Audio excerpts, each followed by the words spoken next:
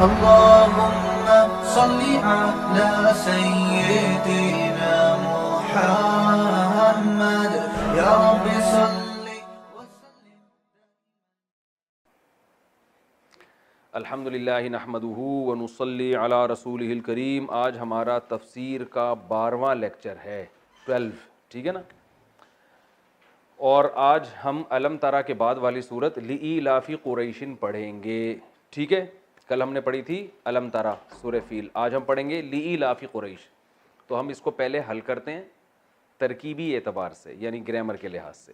پہلا لفظ ہے لی. اچھا، ہم نے ایک اور کام کیا، صفحے بہت ضائع ہو رہے تھے نا وہی، کیونکہ نیچے والا تو کیمرے میں آ نہیں رہا تھا، تو اسی کو ہم نے صفی بھائی کے، مولانا صفی صاحب ہیں، ان کے مشورے پر جو نیچے کے صفحے کاٹ کر الگ سے بنا دیے ان کو، تاکہ ضائع نہ ہو.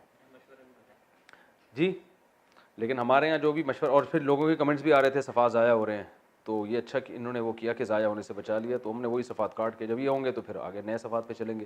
نیچے کے رہ جائیں گے ان کو کاٹ کے پھر دوبارہ لگا دیں گے. تو یہ سارا ثواب ان کے کھاتے میں جا رہا ہے. بس ہم سے ثواب ہی کے قائل ہیں، پیسے ویسے ہم مشورے کے دیتے نہیں. اچھا بھائی، لإیلاف قریش، لإیلافی قرآن مجید سامنے رکھنا ہے، 15 لائنوں والا یا 16 لائنوں والا، اور ہمیشہ کے لیے پھر وہی رکھنا ہے. تو قرآن سامنے رکھ کے یہ آپ نے لیکچر سننا ہے. اچھا، لإیلافی، لی جو ہے نا، لی کا معنی ہوتا ہے لیے یا وجہ سے، وجہ سے بھی ہوتا ہے اس کا معنی، اس وجہ سے. جیسے ہم کہتے ہیں کہ لہذا، اردو میں لفظ استعمال ہوتا ہے لہذا. لہذا میں آپ مجھ سے پیسے مانگ رہے ہیں، لیکن چونکہ آپ کا ماضی کا ریکارڈ بہت خراب ہے، لہذا میں آپ کو پیسے نہیں دے سکتا. کیا مطلب لہذا؟ یعنی ہادہ کا معنی یہ جو میں نے ابھی وجہ بیان کی ہے، لی اس لیے، اس وجہ سے. کیسا خاندانی مثال ہو گئی نا، لہذا اس وجہ سے. ریزن یہ ہے کہ آپ کا ماضی کا ریکارڈ بہت خراب ہے، آپ نے جتنے بھی محلے والوں سے پیسے کھائے ہوئے آج تک کبھی واپس نہیں کیے، لہٰذا میں آپ کو پیسے، میں مثال وہی دیتا ہوں جو لوگ، ہر ایک جو بھگت چکا ہے نا ٹھیک ہے، جو سب بھگت چکے ہیں، وہ والی مثال سمجھ میں آتی ہے نا لوگوں کے. لہٰذا آپ اس خوش فہمی میں مبتلا نہیں رہیے گا. تو لی کا معنی لیے، ہاذا کا معنی یہ جو وجہ میں نے ابھی بیان کی ہے. تو لی کا معنی وجہ سے بھی ہوتا ہے اور لی کا معنی لیے بھی. الحمد للہ ہے نا قرآن میں، الحمد للہ، اصل میں تھا اللہ ہی کے شروع میں لی ڈال دیا، تو لی اللہ سے للہ. تمام تعریفیں ہیں کس کے لیے؟ اللہ کے لیے، ٹھیک ہے نا. تو للفقراء قرآن میں آتا ہے، زکوٰۃ ہے کس کے لیے؟ للفقراء، فقراء کے لیے. فقیر کی جمع فقراء آتی ہے، فقیروں کے لیے زکوٰۃ ہے. تو اب سمجھ میں آ گیا لی کا معنی وجہ سے. ایلاف کیا چیز ہے؟ آپ نے پڑھا تھا اکرام. اکرام لفظ باب ہے نا، باب اکرام. تو ایلاف اصل میں تھا الاف، الاف، اکرام کی طرح. اس کو پڑھتے ہیں ایلاف. میں نے بتایا تھا نا، حمزہ جہاں آئے گا، واو الف یہاں جہاں آئے گا، تو وہاں گڑبڑ کچھ نہ کچھ ہوگی. تو الاف سے بن گیا ایلاف. اصل میں تھا یہ حمزہ لام اور فا، الفت سے نکلا ہے. الفت میں نے بتایا تھا نا، اردو کے اتنے الفاظ چینج ہو کے آ رہے ہیں کہ آپ کو بہت قرآن آسان لگے گا. الفت، الفت کہتے ہیں محبت کو، جوڑ کو. اب جو ہمارے نئے بچے پڑھ رہے ہیں نا آج کل مختلف ملکوں سے، ان کو الفت کا لفظ بھی شاید ان کو لفظ سمجھ میں آئے گا، الفت سمجھ میں نہیں آئے گا. تو الفت کو سمجھنے کے لیے ایلفی، ٹھیک ہے نا. ایلفی جو ہے نا، ایلفی، ایلفی کس چیزوں کو کیا کرتی ہے؟ جوڑتی ہے نا. ہر توڑ کا پکا جوڑ، ایلفی پہلے ایڈورٹائز آیا کرتا تھا. تو ایلفی سے نکلا ہے الفت. اصل میں تو ایلفی الفت سے نکلنی چاہیے، الفت قدیم لفظ ہے. تو الفت کہتے ہیں محبت کو، ہمیں آپ سے بڑی الفت ہے کہتے ہیں نا، تو الفت سے. تو ایلاف کا معنی الفت پیدا کرنا. ایلاف کا معنی کیا؟ یہ ورب ہے، الفت پیدا کرنا، داغ دے.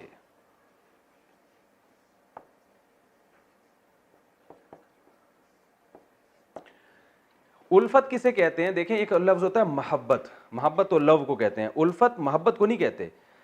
آپ کو پتا ہے جب کوئی چیز سمجھنا ہو تو اپوزٹ سے سمجھا جاتا ہے. اس کی اپوزٹ کیا ہوتی ہے؟ تو اپوزٹ ہے وحشت. جب آپ کسی کو دیکھ کے آپ کو ایک وحشت ہوتی ہے نا، جیسے آپ جنگل میں گئے، شیر کو دیکھا، آپ کو وحشت ہوئی، ٹھیک ہے نا. یا آپ تنہا ہیں جنگل میں, آپ نے اپنے جیسے کسی انسان کو دیکھا تو آپ کا دل اس کی طرف مائل ہوا. تو وحشت کی اپوزٹ انسیت بھی آتی ہے اور الفت بھی, جس سے انسان کا دل جس کی طرف مائل ہوتا ہے, تو انسیت بھی کہتے ہیں اور الفت بھی. تو اللہ فرماتے ہیں لِإِيلَافِ قُرَيْشٍ,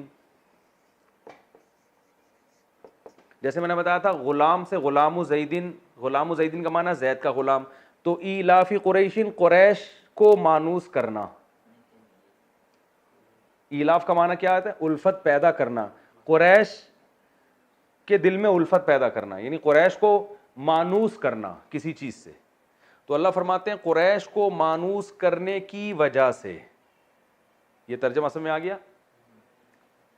قریش کو, ایلاف کا معنی الفت پیدا کرنا, الفت کسے کہتے ہیں؟ انسیت کو, یعنی مانوس کر دینا کسی کو کسی چیز سے, وحشت ختم کر دینا.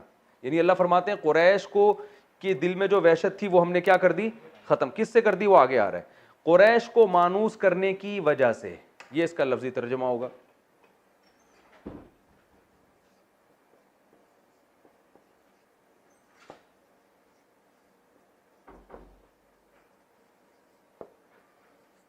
یعنی قریش کے دل میں الفت پیدا کرنے کی وجہ سے.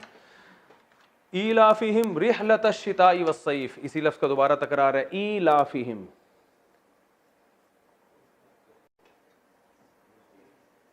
ایلافہم کیا تھا؟ وہی ایلاف, مانوس کرنا. ایلافہم, ہم کا معنی ہم, وہ سب لوگ, ان سب, یعنی مراد اس سے قریش ہے, ان سب کو مانوس کرنے کی وجہ سے, وہی اسی پر ہو رہا ہے. ایلافہم رحلۃ الشتاء, رحلہ کہتے ہیں سفر کو, ٹھیک ہے نا. رحلہ کسے کہتے ہیں؟ اردو میں اس سے ملتا جلتا کوئی لفظ استعمال ہوتا ہے؟ نہیں, مرحلہ بھی اسی سے ملتا جلتا ہے, لیکن وہ لوگوں کی سمجھ میں نہیں آئے گا. رحلہ بہرحال کسے کہتے ہیں؟ سفر کو, یعنی کوچ کرنا, اپنے علاقے سے موو کرنا. ہاں, بڑا زبردست خاندانی لفظ. وہ حضرت دامت برکاتہم رحلت فرما گئے ہیں, کہتے ہیں نا رحلت فرما گئے, کوچ کر گئے. اگر دامت برکاتہم نہ ہوتے میں کہتا پتلی گلی سے نکل گئے, لیکن شروع میں ہم نے دامت برکاتہم کہہ دیا, پھر ہم پتلی گلی بھی استعمال کریں, پھر یہ دامت برکاتہم کہنے کے خلاف ہے.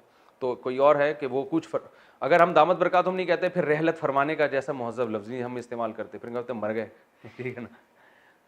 تو رحلت بھی اور پتلی گلی جمع نہیں ہو سکتی. بہرحال ہم کہتے ہیں رحلت فرما گئے ہیں, یعنی کوچ کر گئے ہیں, ٹھیک ہے نا. اردو میں استعمال ہوتا ہے رحلت فرما گئے ہیں. تو اللہ فرماتے ہیں رحلت الشتاء, شتاء کہتے ہیں سردیوں کو, اور صیف کہتے ہیں گرمیوں کو. گرمیوں کے سیزن کو عربی میں صیف, صیف, اور سردیوں کو شتاء. اب دیکھیں اللہ فرماتے ہیں ان کو مانوس کرنا کس چیز سے؟ رحلت الشتاء, سردیوں کے سفر سے بھی اور گرمیوں کے سفر سے بھی. واو کا معنی اور. تو پوری آیت کا ترجمہ کیا ہوا؟ لِإِيلَافِ قُرَيْشٍ, قریش کو مانوس کرنے کی وجہ سے. یہ جملہ انکمپلیٹ ہے, آگے پھر اسی کو دہرا رہے ہیں کہ ان کو مانوس کرنے کی وجہ سے. کس چیز سے مانوس کرنا؟ سردیوں کے اور گرمیوں کے سفر سے. تو اس وجہ سے کرنا کیا چاہیے؟ یہ آگے آ رہا ہے. یہ انکمپلیٹ جملہ ہے نا, کمپلیٹ جملہ نہیں ہے, آدھا جملہ پہلے ہے آدھا بعد میں, کہ لِإِيلَافِ قُرَيْشٍ, قریش کو مانوس کرنے کی وجہ سے. پھر اللہ نے مانوس کرنے کے لفظ کو دوبارہ بتایا کہ آؤ ہم تمہیں بتاتے ہیں کس چیز سے مانوس کیا ہم نے.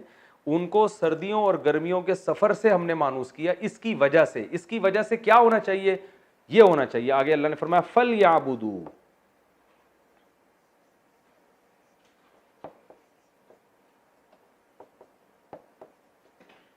داغت کنا, ٹھیک ہے نا. فَلْيَعْبُدُوا, فا کا معنی تو, یا پھر تو کے لیے بھی آتا ہے. تو کسے کہتے ہیں؟ بھائی کوئی کام ہو رہا ہے تو اس کے نتیجے میں یہ ہونا چاہیے. فا کا معنی تو. یہ جو لیعبدو ہے, اچھا یہ فلیعبدو میں نے غلط لکھ دیا, سوری, یہ یوں ہے فل یا بدو, فل یا بدو, یہ تابدو لکھ دیا غلطی سے. قرآن میں دیکھ لینا جو لکھا ہوا ہے وہاں سے سمجھ میں آ جائے گا. اصل میں تھا فا الگ ہے, لیعبدو الگ ہے.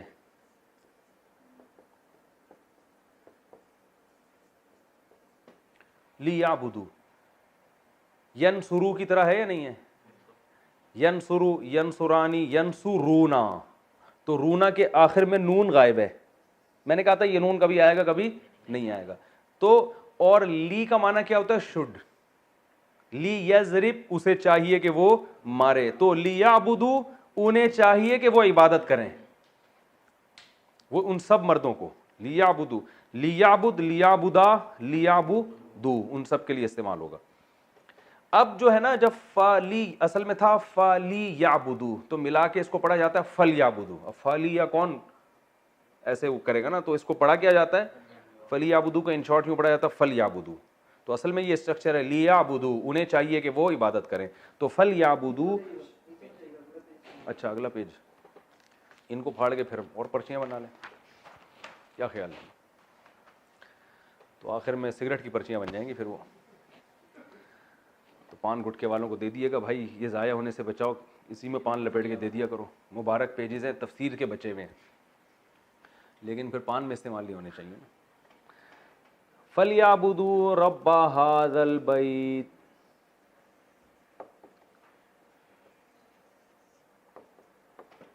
فَلْيَعْبُدُوا, انہیں چاہیے کہ وہ عبادت کریں.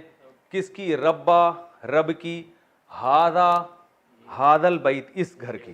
اللہ اشارہ کر کے رہے ہیں یہ جو خانہ کعبہ ہے نا, اس گھر کی انہیں چاہیے, کس کو؟ قریش کو چاہیے کہ وہ کیا کریں؟ عبادت کریں. سوری, اس گھر کی نہیں, اس گھر کے رب کی قریش کو چاہیے کہ وہ عبادت کریں. الذی, وہ لفظ آ گیا نا جو میں نے بتایا تھا, وہ جو کہ, یعنی ایسا رب جو کہ, وہ والا رب جو کہ, اطعمہم, مزہ نہ آئے پیسے واپس, اطعما, اکرما کی طرح. اکرما اکرام کیا اس نے, اور مصدر کیا آتا ہے؟ اکرام. تو اطعما کھلایا اس نے, مصدر کیا آتا ہے؟ اطعام. اردو میں قیام و طعام کا انتظام نہیں لکھا ہوتا ہوٹلوں پہ, جب آپ موٹر وے پہ جا رہے ہوتے ہیں, قیام و طعام 5 کلومیٹر لکھا ہوتا ہے نا, قیام و طعام, چمچے کانٹے بنے ہوئے ہوتے ہیں اس میں. تو یہ طعام سے, الذی, وہ رب, اطعما, اس نے کھلایا, ہم, ان قریشیوں کو, اطعمہم من, من کا معنی سے جوع, بھوک کو کہتے ہیں. جو کسے کہتے ہیں؟ یہ لفظ اردو میں استعمال نہیں ہوتا. اطعمہم من جوع وآمنہم, واو کا معنی اور آمنا, آمنا, پہلے میں الگ الگ لکھتا ہوں. آمنا اصل میں کیا تھا؟ امنا, اکرما کی طرح نا, اس کا معنی ہوتا ہے امن میں دے دینا. امن سے نکلا ہے اردو میں, امن کمیٹی دیکھی ہے نا آپ نے,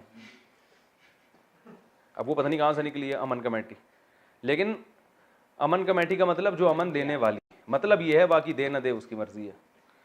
تو امنا, امن دینے والا, یعنی یہ اکرما کی طرح ہے. مصدر کیا آتا ہے؟ ایمان, جو پڑھا جاتا ہے ایمان. تو ایمان کا اصل معنی کیا ہے؟ امن دینا. تو آمنہم, اسی کے آخر میں ہم لگا دیں. آمنا, اکرما کی طرح, اکرما کی طرح. تو کیا مطلب؟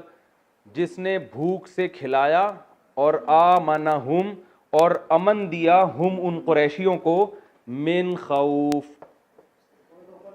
آئے ہائے ہائے ہائے یار, یہ یہاں لکھ دوں من خوف. خوف, اردو میں بھی خوف کو کہتے ہیں. خوف زدہ کیوں کر رہے ہو بھائی ہمیں؟ آسان ہے ترجمہ ہے. لِإِيلَافِ قُرَيْشٍ, قریش کو مانوس کرنے کی وجہ سے. آدھا جملہ ہے, آدھا دوبارہ آ رہا ہے, دوبارہ اللہ دوبارہ اس کو تکرار کر رہے ہیں. یعنی قریش کو مانوس کرنے کی وجہ سے, سردیوں اور گرمیوں کے سفر سے. اس وجہ سے ان کو کیا کہنا چاہیے؟ پس, فا کا معنی پس یا تو لیعبدوا, ان قریشیوں کو چاہیے کہ وہ عبادت کریں, رب ھذا البیت, اس گھر کے رب کی. بیت گھر کو کہتے ہیں. بیت کسے کہتے ہیں؟ بیت اللہ ہے نا, اللہ کا گھر. بیت السلام یہ لکھے ہوئے ہوتے ہیں نا. بیت الخلا, تنہائی کا خلا, تنہائی کو کہتے ہیں, تنہائی کا گھر. تو اور رب ھذا البیت، انہیں چاہیے کہ وہ عبادت کریں اس گھر کے رب کی، الذی وہ رب، اطعمہم جس نے کھلایا ان قریشیوں کو، من جو بھوک سے، یعنی بھوک میں کھلایا، وآمنہم اور بے خوف کیا یا امن دیا، ہم ان قریشیوں کو، من خوف، خوف سے امن دے دیا اور بھوک سے کھلا دیا۔ سمجھ میں آ رہی ہے بات؟ تو یہ تو اس کا لفظی ترجمہ ہے، ٹھیک ہے۔ اب ہم آتے ہیں تفسیر کی طرف۔ تو اب ہم انشاءاللہ اس کی تفسیر پڑھتے ہیں۔ لإیلاف قریش ایلافہم رحلۃ الشتاء والصیف، آپ نے پوری گرامر کے لحاظ سے تو اس کو حل کر لیا ہوگا، ترجمہ بھی سمجھ لیا ہوگا۔ اصل میں یہ ابتدائی آیات ہیں جب قرآن کا نزول شروع ہوا تھا مکہ میں، رسول اللہ صلی اللہ علیہ وسلم نے جب اپنی دعوت کا آغاز کیا تو اللہ تعالیٰ نے عربوں کو بتایا کہ دیکھو تم جو اس گھر کے رکھوالے ہو، اس کی وجہ سے دنیا میں تمہاری کتنی عزت ہوتی ہے۔ آپ کو پتہ ہے مکہ کی سرزمین ایک ایسی سرزمین تھی، بواد غیر ذی زرع، جس میں زراعت بھی نہیں تھی، کچھ بھی نہیں تھا، خشک، اور ایک بس زمزم کا پانی تھا وہاں پہ، دور دراز کنویں ہوا کرتے تھے۔ تو ابراہیم علیہ السلام نے اللہ کے حکم پہ اس جگہ کو آ کے آباد کیا، ورنہ آج بھی آپ جب جاتے ہیں نا جہاز سے، تو آپ کو پتہ ہے مکہ آنے سے پہلے جہاز میں آپ کو بہت لمبے لمبے صحرا نظر آتے ہیں اور ریگستان ہے اور کچھ بھی نہیں ہے، یعنی وہ جگہ رہنے کے لائق ہے نہیں، وہ تو اب پیٹرول دریافت ہو گیا تو لوگ وہاں رہ رہے ہیں۔ تو اب ان عربوں کو کیا تھا کہ بھائی یہ معیشت کیسے چلے، ان کی تجارت کیسے ہو، تو معیشت کے لیے اللہ نے کیا کیا، ان کے لیے سفر کو آسان بنا دیا۔ کیسے آسان بنایا وہ میں بھی بتاتا ہوں۔ تو وہ لوگ یمن میں جایا کرتے تھے، یمن بہت خوبصورت جگہ ہے، یمن میں جو ہے وہ پیداوار بھی بہت ہے، لیکن یمن ہے گرم ملک اور شام ہے ٹھنڈا۔ شام تو ایسا ہے، میں تو ترکی گیا ہوں نا، تو وہیں کے قریب شام ہے، تو ترکی کے وہ ایریاز جو شام کے بارڈر کے بالکل قریب ہیں، تو ہم وہاں بھی گئے تھے۔ تو کیا عجیب شام سے جو ہوائیں آتی ہیں، وہاں ہمیں اندازہ ہوا کہ کس قدر، جو اللہ نے قرآن میں تعریف بھی کی ہے نا شام کی، ارض مقدس قرار دی اللہ نے اس کو، برکت والی زمین قرار دی ہے، تو وہاں کا زیتون اور وہاں کی ہوائیں، اور وہاں بہت نظر آتا ہے کہ اللہ کی برکتیں، تو پیداوار بہت ہے، موسم بہت اچھا ہے، ہوا بہت صاف ہے۔ تو عرب کیا سفر کرتے تھے سال میں، سردیوں میں سفر کرتے وہ یمن کا، کیونکہ یمن گرم ملک ہے تو سردیوں میں تھوڑا سا نسبتاً موسم بہتر ہوتا تھا، اور گرمیوں میں سفر کرتے تھے شام کا۔ شام ٹھنڈا ملک ہے تو گرمیوں میں اس کا موسم معتدل ہوتا تھا۔ تو یہ دو قافلے ان کے جایا کرتے تھے۔ اب آپ کو پتہ ہے کہ اس زمانے میں راستے بڑے خطرناک ہوتے تھے، ڈاکو اور یہ سب چیزیں، اتنی سیکیورٹی کا انتظام تو نہیں ہوتا تھا، تو ان کی تجارت اسی سے چلتی تھی۔ جو زیادہ تجارت کرتے وہ مالدار تھے، حضرت عثمان جیسے مالدار تھے، عبد الرحمن ابن عوف جیسے مالدار تھے۔ تو عرب کے جو مشرکین ہیں یہ دو سفر کیا کرتے تھے، جس سے ان کی تجارت بھی پھلتی تھی اور یہ پھر مکہ میں جینے کے قابل بھی ہوتے تھے۔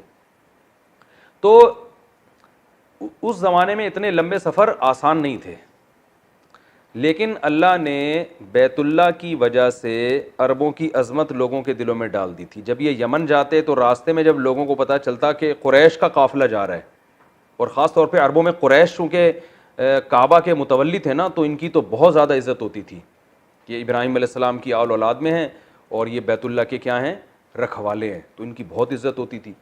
تو اس عزت کی وجہ سے راستے میں ان کو کوئی چھیڑتا نہیں تھا، اور ان کو ریٹ بھی صحیح لگتے تھے اور ان کی عزت بھی ہوتی تھی بھائی کہ یہ اللہ کا گھر ہے، کیونکہ غیر مسلم بھی بہرحال مانتے تھے، ان کے دل میں یہ بات تھی کہ یہ اللہ کا گھر ہے، تو عزت ہوتی تھی، عزت تکریم کے ساتھ یہ واپس آتے تھے۔ تو اللہ نے اس نعمت کا ذکر کیا ہے، عربوں کو بتایا کہ دیکھو تم محمد صلی اللہ علیہ وسلم پر ایمان نہیں لاتے، بتوں کی عبادت کرتے ہو، تمہاری جو دنیا میں عزت ہے اور تمہاری جو تجارتیں چل رہی ہیں اور تمہیں جو عزت مل رہی ہے، تمہاری جو معاشی ترقی ہے، وہ تو اس خانہ کعبہ کی وجہ سے ہے۔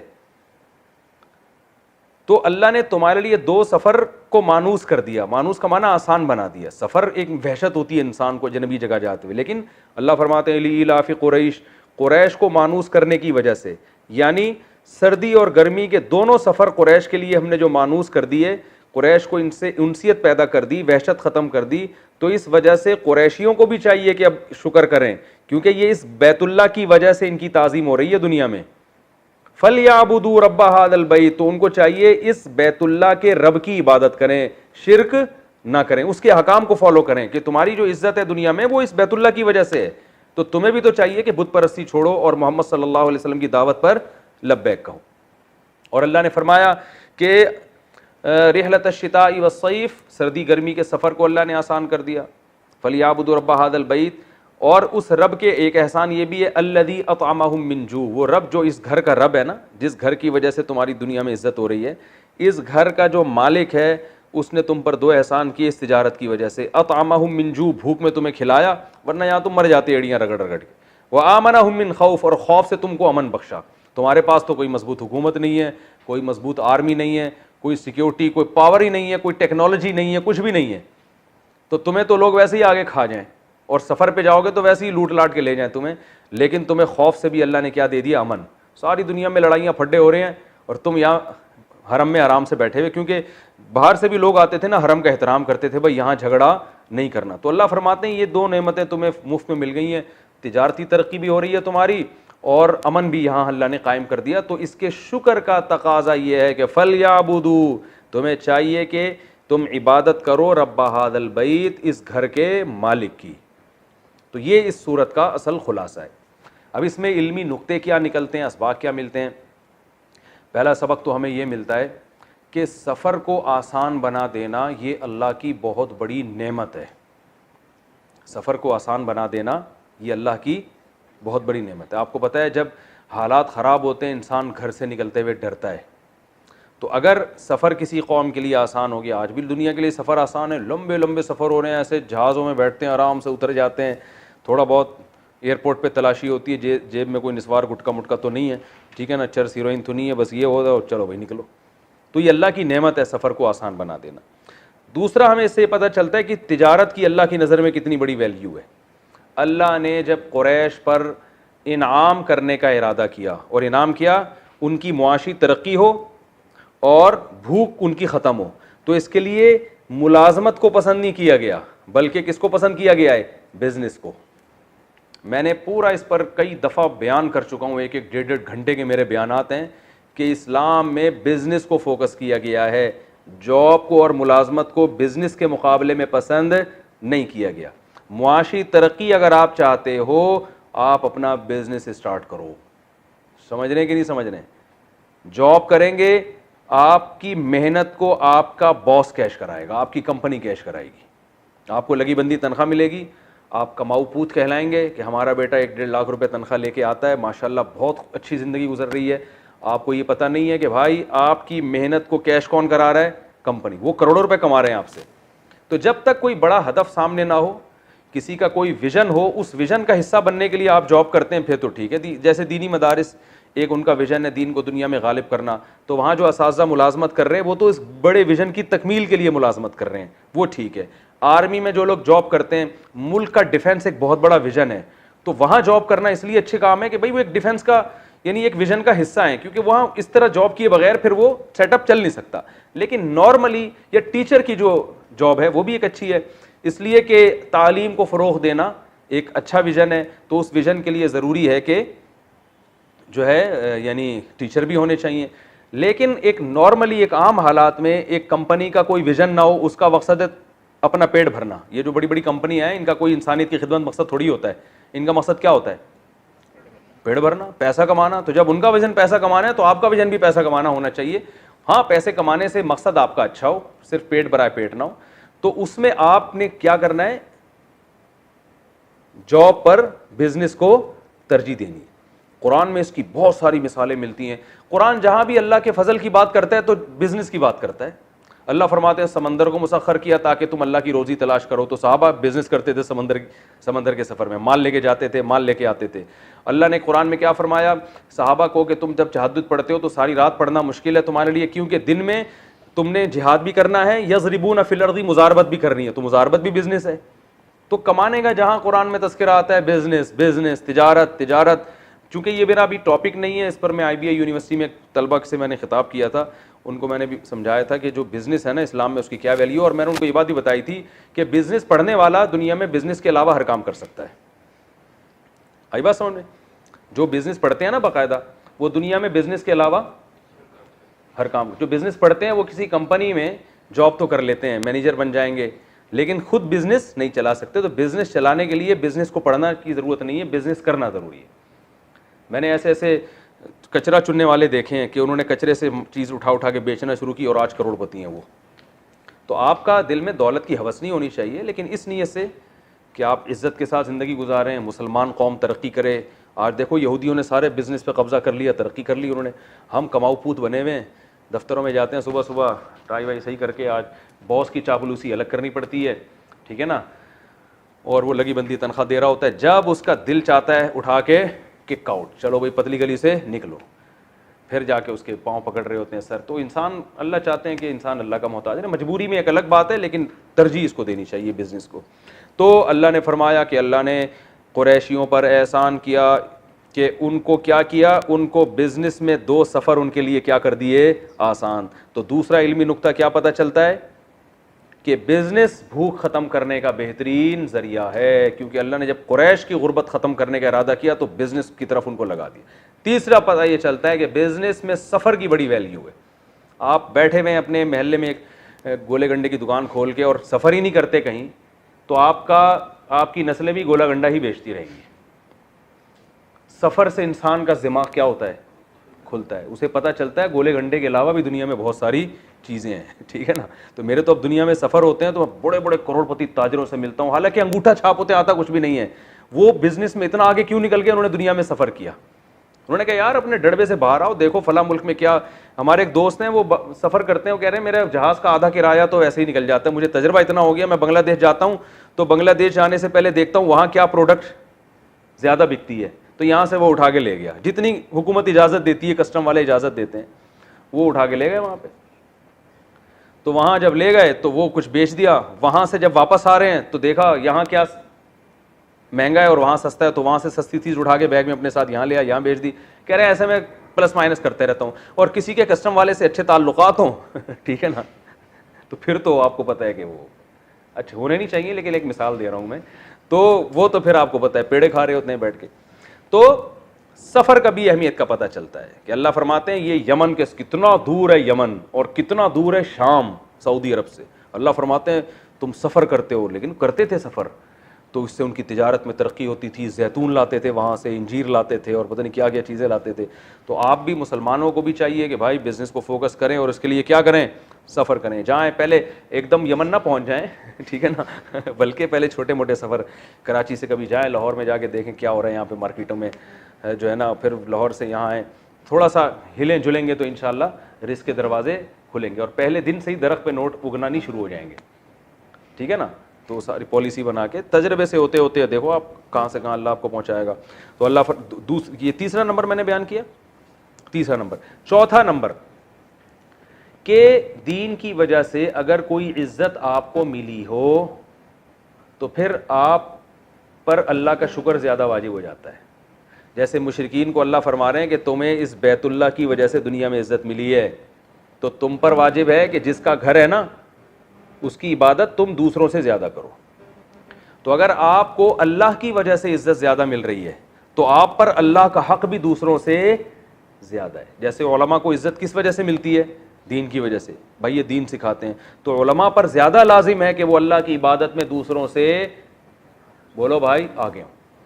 اب کوئی شخص جس کو داڑھی کی وجہ سے عزت مل رہی ہے, دین کی وجہ سے عزت مل رہی ہے, وہ لوگوں کو اپنے حقوق تو بتاتا رہتا ہے, لیکن اللہ کے جو اس پر حقوق ہیں وہ بھول گیا ہے, تو یہ بڑی ناشکری کی بات ہے. تو اس لیے چوتھا پوائنٹ ہمیں یہ ملتا ہے کہ اگر کسی کو دین کی وجہ سے عزت ملی ہے, نمازی ہونے کی وجہ سے, تبلیغ میں جانے کی وجہ سے, بزرگ ہونے کی وجہ سے, اور دین کی طرف نسبت کی وجہ سے, اور لوگ اس پہ اعتماد کرتے ہیں. بعض دفعہ یہ بھی ہوتا ہے بھائی آپ تبلیغ میں وقت لگاتے ہیں, بھائی آپ نیک آدمی ہیں, تو لوگ آپ پہ ٹرسٹ کر کے آپ کو کاروبار کے لیے پیسے بھی دے دیتے ہیں. تو یہ بھی تو دین کی وجہ سے عزت ملی نا, کہ لوگ آپ پہ ٹرسٹ کر رہے ہیں آپ کی داڑھی دیکھ کر. تو آپ پر پھر لازم ہے کہ آپ دوسروں سے زیادہ اللہ کے حکم کو فالو کریں, کہ یار میرے دین کی وجہ سے لوگ میرا اکرام کر رہے ہیں, لوگ جو ہے مجھ پر اعتماد کر رہے ہیں, تو پھر میرے ذمہ زیادہ ضروری ہے کہ میں اللہ کا دوسروں سے زیادہ شکر ادا کروں. تو کتنے پوائنٹ ہو گئے, 4. پانچواں پوائنٹ خاص طور پہ عربوں کے لیے, کہ اللہ قریشیوں سے کہہ رہے ہیں کہ تمہاری جو معاشی ترقی ہے نا, یہ اس بیت اللہ کی وجہ سے. تو آج سعودی عرب کی معاشی ترقی بھی کس وجہ سے ہے؟ اگر بیت اللہ نہ ہو کوئی جائے گا سعودی عرب؟ 40-50 لاکھ لوگ جو حج کرنے جا رہے ہیں, کوئی پوچھے گا ان کو کیا ان کے پاس کوئی ٹیکنالوجی ہے, کوئی بڑے بڑے ڈاکٹر ہیں ان کے پاس, کوئی بڑے بڑے سائنسدان ہیں, ہے کچھ؟ یا وہ جو سرزمین ہے وہ مری اور کوہ ہمالیہ کی طرح خوبصورت ہے؟ ایسا بھی نہیں ہے.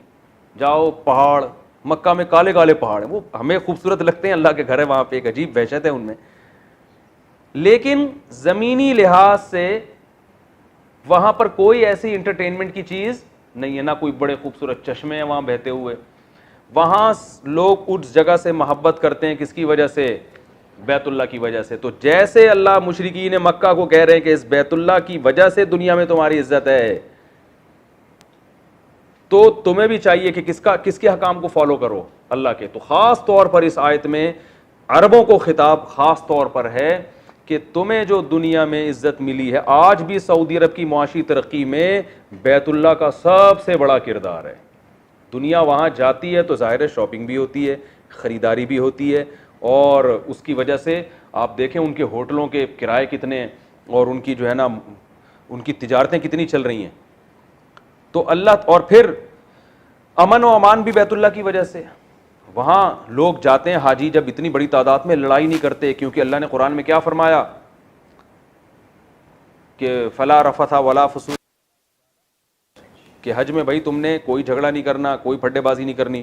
اتنا بڑا کراؤڈ ہوتا ہے مگر سب اپنی زبانوں پہ کنٹرول کرتے ہیں, بھائی یہاں کوئی پھڈے بازی نہیں ہوگی, بھائی یہاں کچھ نہیں ہوگا, امن کے ساتھ. تو اللہ نے ان کو بیت اللہ کی وجہ سے امن بھی دے دیا, اور اللہ نے ان کو بیت اللہ کی وجہ سے ان کی معاشی لحاظ سے ترقی بھی دے دی. تو ان پر بھی ان پر ہم سے بھی زیادہ اللہ کا شکر واجب ہے. ہم پر بھی واجب ہے لیکن ان پر ہم سے بھی زیادہ واجب ہے. ان کے ملک کو ترقی کی بہت بڑی وجہ بیت اللہ ہے.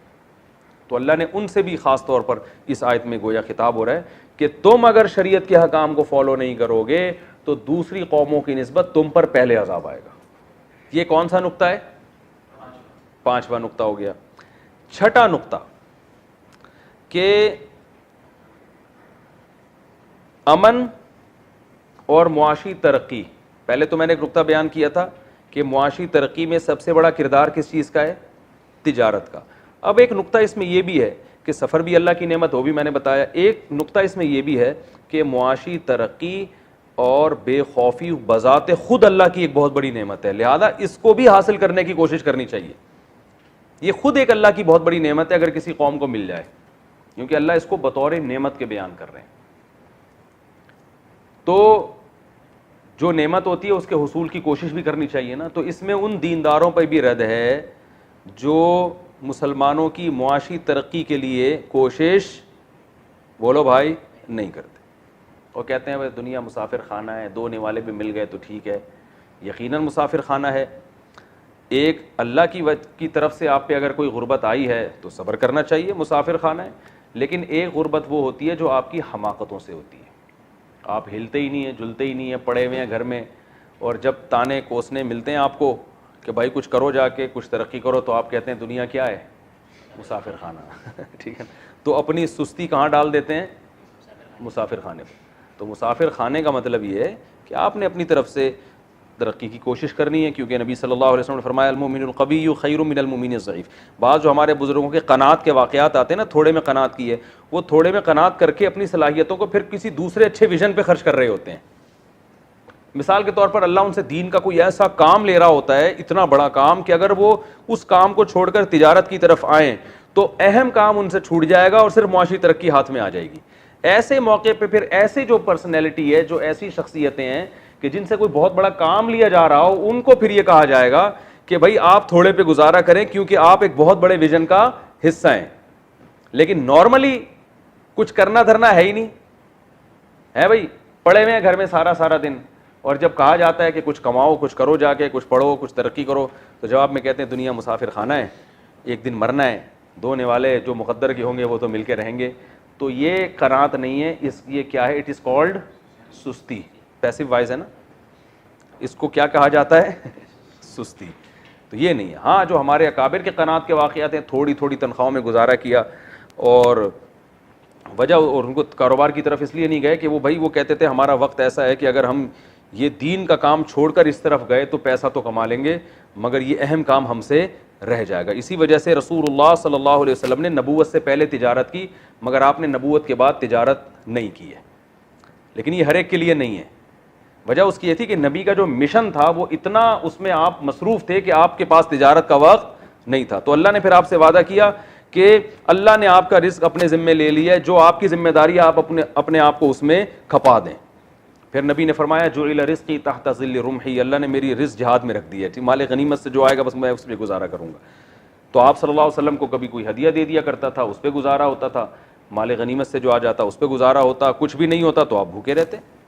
آپ فرماتے کوئی بات نہیں, کچھ بھی نہیں ہے. آپ کی بیویوں نے کہا کہ ہمیں بھی چاہیے مال, تو آپ نے فرمایا کہ بھائی اسی طرح غربت میں رہنا ہے تو رہو ورنہ میں تمہیں فارغ کر دیتا ہوں, کسی اور سے نکاح کرو. وجہ کیا ہے کہ ایک بڑا مشن ہے. تو یا تو آپ ایسے مشن میں ہو نا کہ مشن امپاسبل میں آپ جو ہے نا بہت بڑے مشن میں ہو اور آپ کے پاس کمانے کا ٹائم نہیں ہے, اور آپ کی بیویوں میں بھی اتنا توکل ہے کہ جب گھر میں فاقے آئیں گے تو وہ بھی کہیں گے کوئی بات نہیں, آپ اتنے بڑے کام میں مشغول ہیں تو کوئی کھانے وانے کی فکر چھوڑیں, بھوکے رہ لیں گے ہم. تو ظاہر ہے ایسے بیویاں بھی مارکیٹ سے شارٹ ہیں, اولادیں بھی, اور خود بھی آپ ایسے ہیں نہیں, اتنا کون لگا ہوتا ہے. ہاں ہم نے بڑے بڑے علماء دیکھے ہیں جو کر رہے ہوتے ہیں گزارا, لیکن نارملی جو شریعت کا حکم ہے وہ وہی ہے جو میں نے بیان کیا کہ معاشی ترقی اللہ کی ایک نعمت ہے, تو عام آدمی کو اس ترقی کی کوشش کرنی چاہیے. ہاں علماء کا جو طبقہ ہے جن سے اللہ بہت زیادہ کام لے رہا ہے, تو وہ مخصوص طبقہ اگر اپنے آپ کو وقف کر دیتا ہے دین کے لیے, یا وہ تجارت اس طرح سے کرتا ہے کہ اس دینی کاموں میں فرق نہ پڑے, پھر ٹھیک ہے. اگر اس کام میں فرق پڑ رہا ہے تو پھر ایسے بڑے علماء کو پھر ایسے کام نہیں کرنے چاہیے جس سے دین کا کام چھوٹ جائے ان سے, کیونکہ تجارت کرنے والے بہت ہیں, وہ کام کرنے والے مارکیٹ سے شارٹ ہیں. لیکن عام آدمی کی ذمہ داری ہے مسلمان کی وہ معاشی ترقی کرے, کیونکہ جب وہ ترقی کرے گا تو پھر دینی مدارس بھی آباد ہوں گے, کیونکہ علماء جو کام کرتے ہیں ان کو وسائل تو پھر عوام سے ہی ملتے ہیں نا. سارے ہی اگر توکل کر کے بیٹھ جائیں گے, غلط والا توکل, تو علماء کو مدارس میں کہاں سے پیسے ملیں گے, اور جو علماء کے ویژن ہیں وہ کہاں سے پورے ہوں گے. سمجھ رہے؟ تو اس آیت میں ہمیں معاشی ترقی کی اہمیت کا بھی پتہ چلتا ہے, اور امن کی ویلیو کا بھی پتہ چلتا ہے کہ امن بھی بہت, اس کی بھی بڑی ویلیو. اللہ تعالیٰ سمجھنے کی عمل کی توفیق عطا فرمائے.